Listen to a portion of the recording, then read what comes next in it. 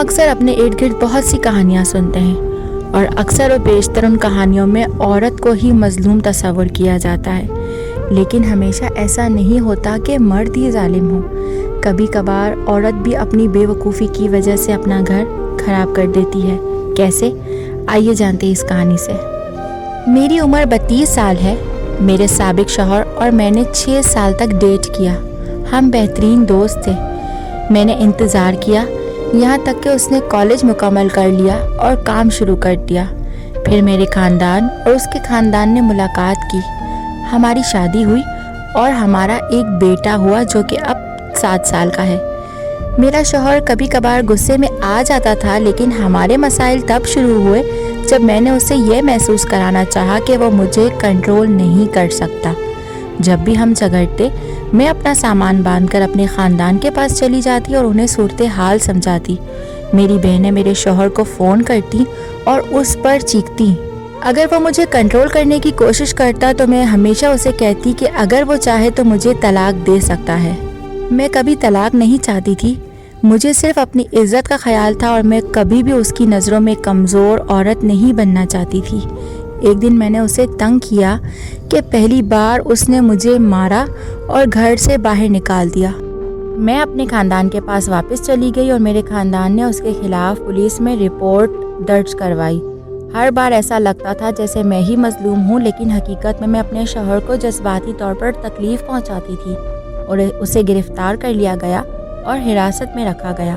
اس کے خاندان نے مجھ سے کیس واپس لینے کو کہا۔ مجھے محسوس ہوا کہ میں غلط کر رہی ہوں۔ میرا شوہر کبھی بھی پرتشدد انسان نہیں تھا۔ اس نے جو کیا وہ اس لیے کیا کیونکہ میں اسے مجبور کرتی رہی۔ اس نے کھلے دل سے مجھ سے معافی مانگی۔ میں نے کیس واپس لے لیا اور ہم دونوں دوبارہ مل گئے۔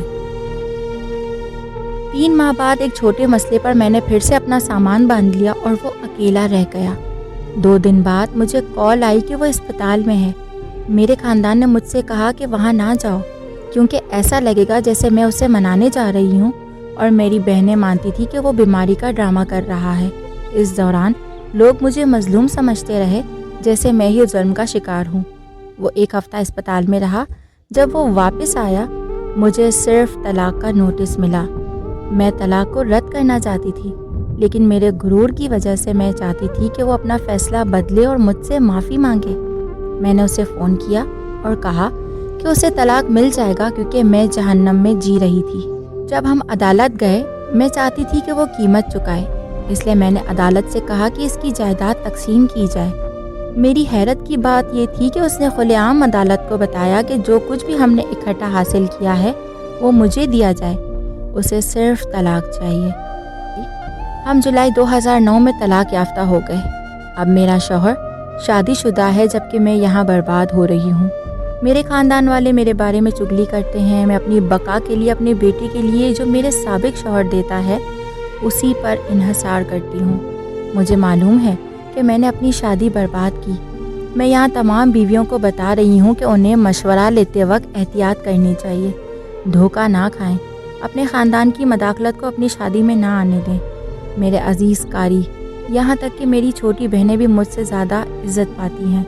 جن لوگوں نے مجھے طلاق لینے کی ترغیب دی وہ ہمیشہ میرا مذاق اڑاتے ہیں اور میرے بارے میں بری باتیں کرتے ہیں۔ برائے کرم خواتین اپنی شادی میں چوکسی سے کام لیں۔ سوچا کہ اپنی کہانی شیئر کروں تاکہ آپ کی شادی بچ سکے۔ غرور میں کوئی فائدہ نہیں۔ کبھی کبھی یہ مرد کا قصور نہیں ہوتا، یہ آپ کا غرور ہوتا ہے، اور وہ لوگ جو آپ کو مشورہ دیتے ہیں اس لیے اپنی شادی میں ہوشیار اور چوکنا رہیں۔ کبھی بھی اپنے شوہر کے جذبات کے ساتھ مت کھیلیں کہ وہ آپ کو طلاق دینے پر مجبور ہو جائے۔ ہر بار شوہر ہی غلط نہیں ہوتا اور ہر بار عورت ہی مظلوم نہیں ہوتی۔